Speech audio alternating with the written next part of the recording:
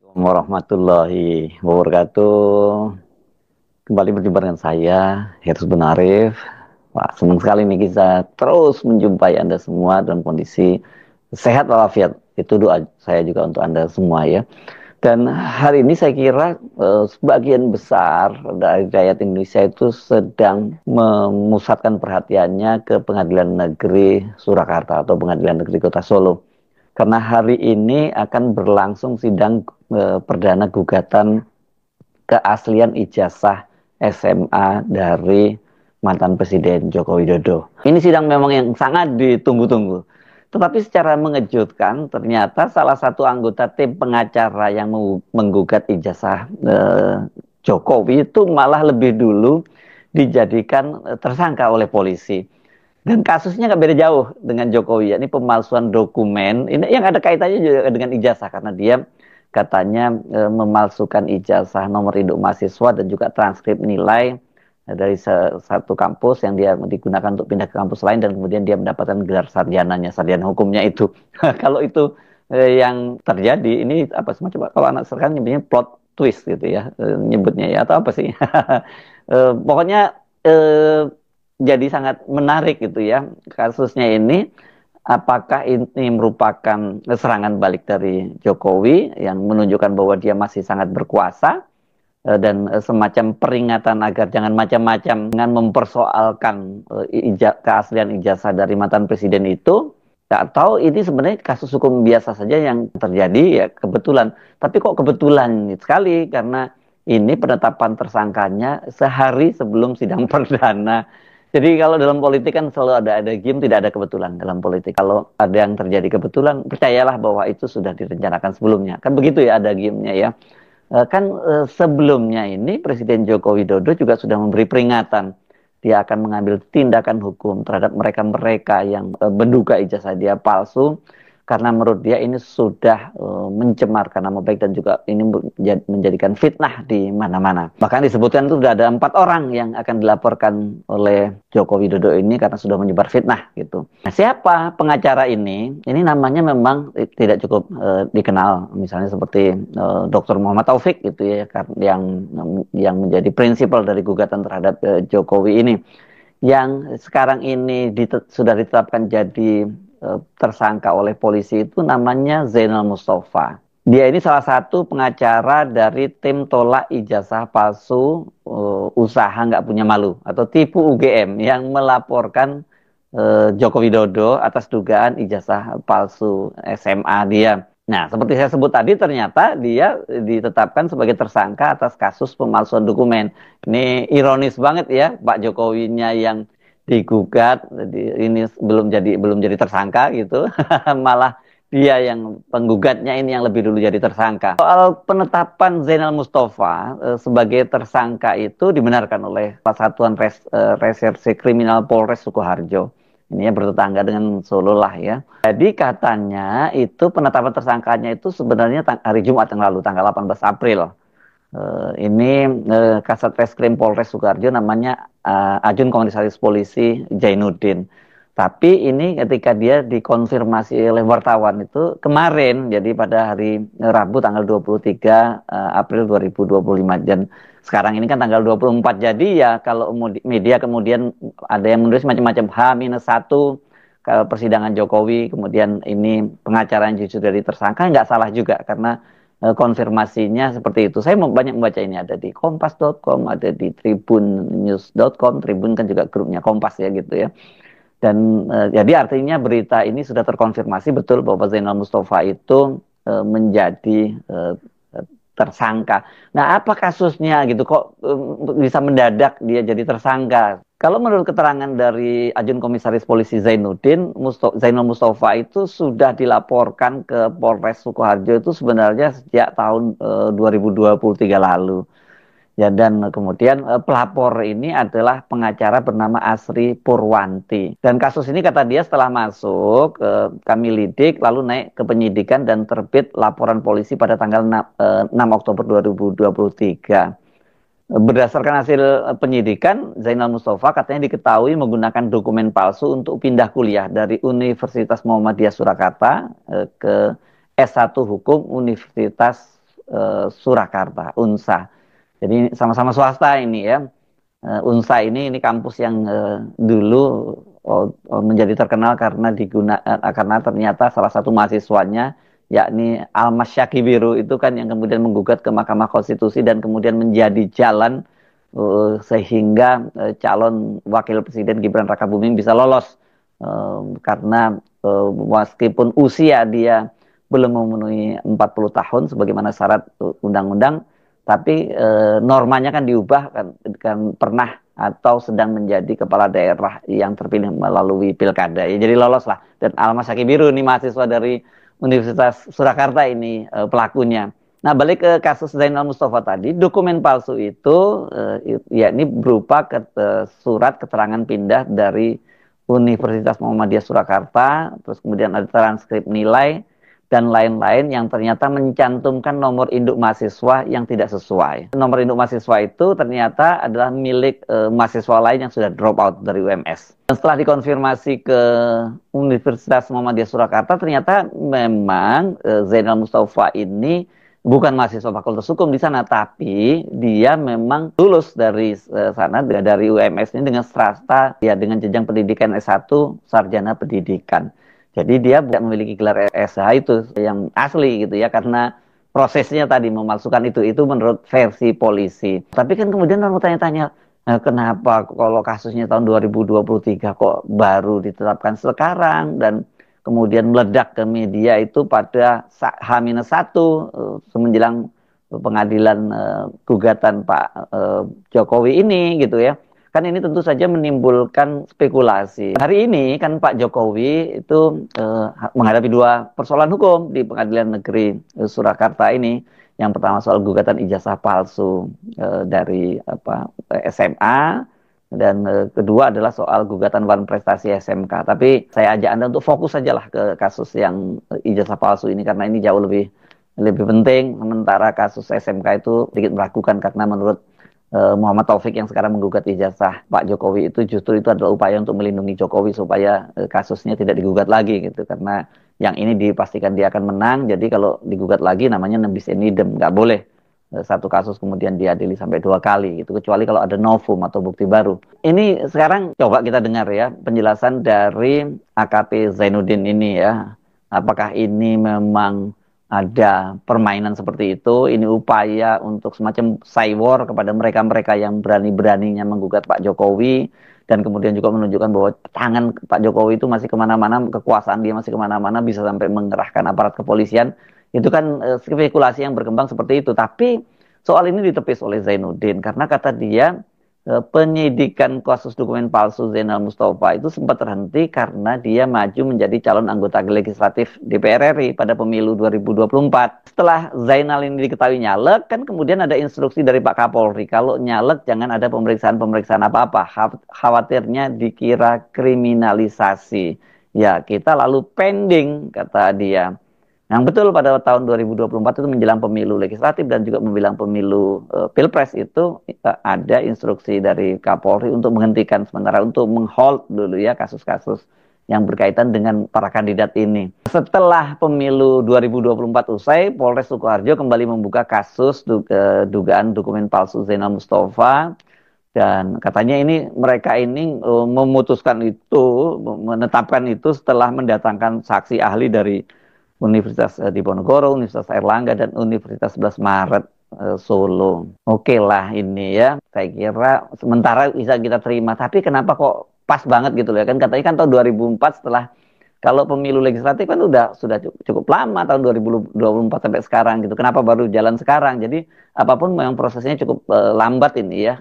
Dan kemudian kok tepat sehari sebelum ini sidang gugatan ijazah palsu Pak Jokowi, karena ini bisa menimbulkan semacam dugaan-dugaan, selain itu merupakan cywar, menakut-nakuti mereka yang menggugat keabsahan ijazahnya Pak Jokowi, juga ini kan semacam pembusukan gitu ya, karena salah satu pengacara itu tidak kredibel, bahkan dia juga melakukan hal yang sama.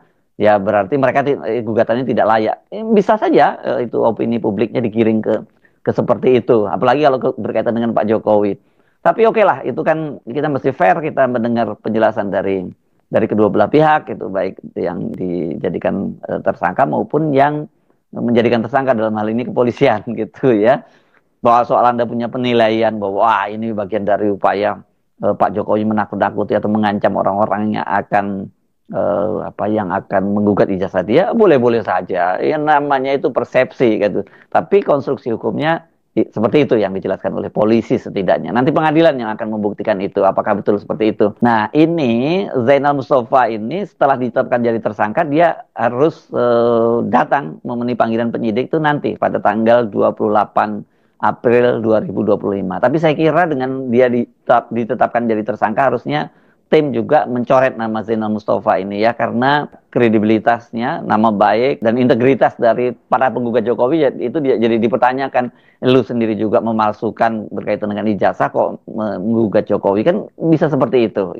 Saya kira teman-teman dari tipu UGM pasti tahu lah ya soal begini-beginian. Dan ini soalnya Zainal Mustafa ini nggak main-main. Dia itu ancaman hukumannya itu, karena ini dikenakan pasal 263 ayat 2 KUHP tentang pemalsuan dokumen, pidana maksimalnya itu 6 tahun penjara. Dia bisa kena nih kayak Bambang Tri Mulyono dan Gus Nur yang juga mempersoalkan ijazah palsu dari Jokowi. Ini malah yang pertama-tama melakukan itu. Mereka juga divonis di pengadilan yang sama nih, di pengadilan Surakarta ini 6 tahun penjara, dua-duanya juga begitu. Tapi kalau nggak salah tuntutan hukumnya waktu itu sih lebih berat ya. Nah, jadi situasinya seperti itu, Pak Jokowi ya kira-kira di atas angin lah sekarang situasinya, dengan ada satu orang pengacara yang jadi tersangka malahan. Kalau Pak Jokowi kan belum jadi tersangka, belum apa kan, ini masih digugat. Dan kalau gugatannya perdata kan beda ya. Tapi perdata ini nanti biasanya ganti rugi. Tapi kalau yang gugat yang bisa terancam pidana ya hukum pidana gitu ya. Nah, bagaimana jalannya sidang? Ini dipastikan Pak Jokowi itu tidak akan hadir di persidangan. Ini juga sudah disampaikan oleh JB Irfan. Ini pengacara dari Pak Jokowi yang sebenarnya dia ditunjuk tadinya untuk menangani kasus gugatan Wan Prestasi SMK. Pak Jokowi sudah memastikan dia tidak hadir, dan kemudian kemarin dia juga terbang ke Jakarta untuk mendapatkan surat kuasa berkaitan dengan sidang yang satunya ya, yang berkaitan dengan ijazahnya Pak Jokowi ini. Kalau sebelumnya kan yang menangani ini adalah Yakub Hasibuan bersama teman-teman, bersama rekan-rekannya. Ini Yakub Hasibuan itu adalah putra dari Wamenko, sekarang Wamenko Hukum Oto Hasibuan. Ini seorang pengacara senior juga. Dan mereka ini kan waktu itu sudah bertemu dengan Pak Jokowi di Jakarta. Sebelumnya mereka ke Solo, dan giliran kemarin Pak Jokowi tanggal 22 itu bertemu mereka di sebuah restoran, setelah sebelumnya Pak Jokowi itu bertemu dengan beberapa orang mantan pembantunya, mantan menteri di eranya Pak Jokowi dulu, antara Teten Mas Duki, ini aktivis dulu LBH dan kemudian jadi politisi PDIP. Selain itu juga kemudian bertemu dengan Wisnu Tama ini ya. Wisnu Tama ini adalah mantan Menteri Pariwisata yang sebenarnya disiapkan oleh Pak Jokowi untuk menjadi duta besar di Amerika Serikat, tapi sampai sekarang nggak dilantik juga. Dan satu lagi adalah mantan Menteri Perhubungan Budi Karya Sumadi, lulusan UGM juga gitu. Nah, disitulah kemudian setelah itu setelah bertemu dengan mantan menterinya, mantan pembantunya itu, kemudian dia bertemu dengan berlakukan koordinasi dengan para pengacaranya. Kemudian disebutkan bahwa akan ada 4 orang ini yang sebenarnya digugat oleh Jokowi, ya, dipersoalkan atau dibawa ke ranah hukum, yang mereka yang menggugat ijazah palsu Jokowi. Nama-namanya yang beredar di media itu sebenarnya nama yang nggak asing lagi. Ada Rismon Sianipar, ini seorang pakar digital forensik yang juga lulusan UGM, ini doktor dia. Kemudian ada Dr. Roy Suryo, ini lulusan UGM juga. Ada Dr. Tifa, ya ini sama, ini 3 orang ini ada lulusan UGM. Dan ada Rizal Fadilah, ini seorang aktivis dan seorang penulis yang sangat produktif dari Bandung, dan kemarin dia memimpin TPU, tim pembela ulama dan aktivis, bertemu dengan Pak Jokowi. Kan ketua timnya yakni Egy Sujana itu tidak bisa hadir karena waktu itu dia diperiksa oleh polisi. Jadi yang mewakili, yang memimpin adalah Rizal Fadilah, wakil ketuanya. Apakah benar nama-nama itu? Kelihatannya sih mungkin nggak jauh-jauh lah dari nama itu, karena mereka ini yang paling vokal gitu. Kalau kemudian mau anggota TPU akan banyak banget yang digugat, ya enggak lah, enggak mungkin seperti itu. Kalau melihat kasus itu bukan tidak mungkin sekarang ini tim yang lainnya, tim yang menggugat ya ini tim berbeda ya, karena yang di Solo ini tipu UGM namanya yang dipimpin oleh Muhammad Taufik, juga bisa bakal menghadapi kasus serupa ya. Tapi Taufik sendiri kepada media menyatakan dia siap. Dia kan malah senang kalau digugat oleh Pak Jokowi dan nanti harus berhadapan di pengadilan dengan Pak Jokowi. Nah, soal balik lagi tadi ya, setelah bertemu dengan Pak Jokowi itu, JB Irfan menyatakan Pak Jokowi juga tidak akan hadir ini dalam sidang hari ini. Saya kira ini juga ada masalah teknis ya, ketidakhadiran Pak Jokowi itu bukan hanya karena menghindar, dia tidak mau hadir di pengadilan. Ini karena Pak Jokowi itu kan dia sekarang ini ditunjuk oleh Pak Prabowo, oleh Presiden Prabowo untuk mewakili pemerintah Indonesia bersama-sama dengan sejumlah menteri di kabinet untuk menghadiri pemakaman Paus di Vatikan. Pemakamannya itu akan berlangsung tanggal 26 April. 26 April itu berarti hari Sabtu ya. Dan Pak Jokowi juga mesti harus sudah terbang ke Vatikan untuk menghadiri itu. Jadi ini nggak semata-mata Pak Jokowi menghindari, tapi memang ada tugas negara gitu. Diutus oleh Pak Prabowo untuk menghadiri pemakaman Paus ini. Karena ini banyak sekali pemimpin-pemimpin dari negara di berbagai dunia maupun utusan-utusan para pemimpin dunia yang akan menghadiri acara itu. Nah, soal ini, soal bahwa Pak Jokowi itu tidak akan datang sebenarnya sudah juga diketahui oleh Ahmad Taufik. Bahkan dia sudah membuat video yang diunggah di akun TikToknya soal ketidakhadiran dari Pak Jokowi di persidangan itu.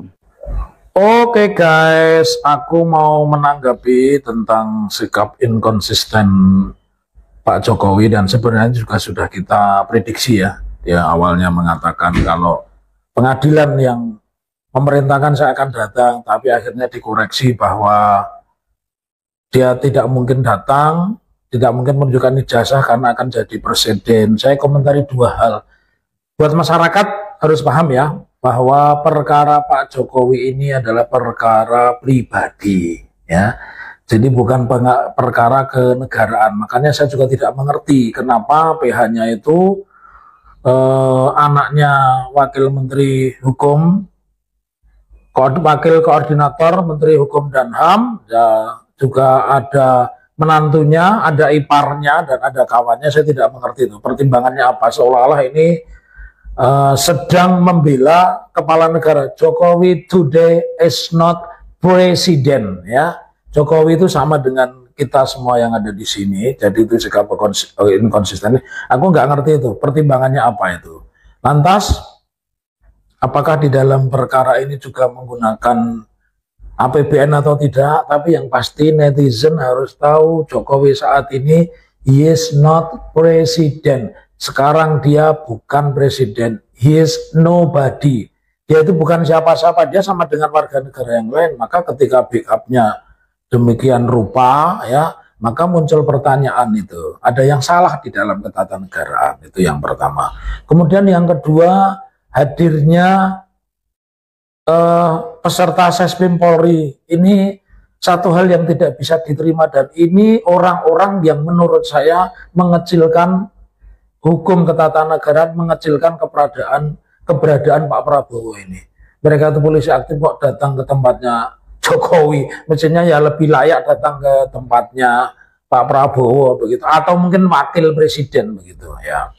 Lantas yang ketiga guys, bahwa ini persoalan gugat-menggugat ini adalah persoalan ranah privat antara warga negara dengan warga negara. Nah, pembuktiannya jangan pernah mengatakan ini akan jadi presiden. Jangan lupa artis-artis yang dulu nyalonkan bupati atau wali kota kedapatan menggunakan ijazah palsu, itu pun juga dicopot dan dipidana begitu. Ada seperti Komar misalnya ya. Dan Anda juga harus tahu Barack Obama ini disinyalir tidak lahir di Indonesia, tidak lahir di Amerika oleh lawan politiknya. Lalu Obama menunjukkan akte kelahiran bahwa dia lahir di Amerika. Jadi tidak ada yang istimewa. Yang istimewa itu justru ketika orang mengatakan saya punya ijazah, tidak ada hak pribadi. jangan lupa undang-undang keterbukaan publik itu, pejabat publik termasuk bekas pejabat publik itu dia wajib menyampaikan identitasnya. Jadi jangan dibalik-balik. Karenanya sidang perdana besok saya memprediksi Pak Jokowi nggak datang karena dia lagi galau, guys. Dia meminta pengacara datang ke Solo, kemudian mengatakan akan datang atas perintah pengadilan, kemudian dia pergi ke Jakarta, dan di Jakarta seperti yang dilihat dia pergi ke luar negeri meskipun dengan raut wajah yang tidak happy. Orang ke luar negeri itu kan happy ya gitu, atau senang, atau minimal bepergian itu senang begitu. Jadi satu, ini bukan persoalan ketatanegaraan, enjoy sajalah. Kalau memang punya, saya ini alumni UNS, saya bisa menyebutkan saya alumni PDIH ke-10, lulus saya adalah bulan September 2013, saya punya ijazah dan sebagainya. Saya bisa tunjukkan, apalagi kalau UGM pasti bangga. Dan nanti episode berikutnya akan saya buka aktor intelektualis di balik ini semua, ijazah ini ya, itu yang dipaksakan itu ada di Jakarta dan dia adalah alumni UGM, dia ada di pemerintahan. Tetaplah menjadi warga negara yang memiliki akal waras, berpikir waras, dan menyatakan aspirasi sebagaimana layaknya orang merdeka. Salam.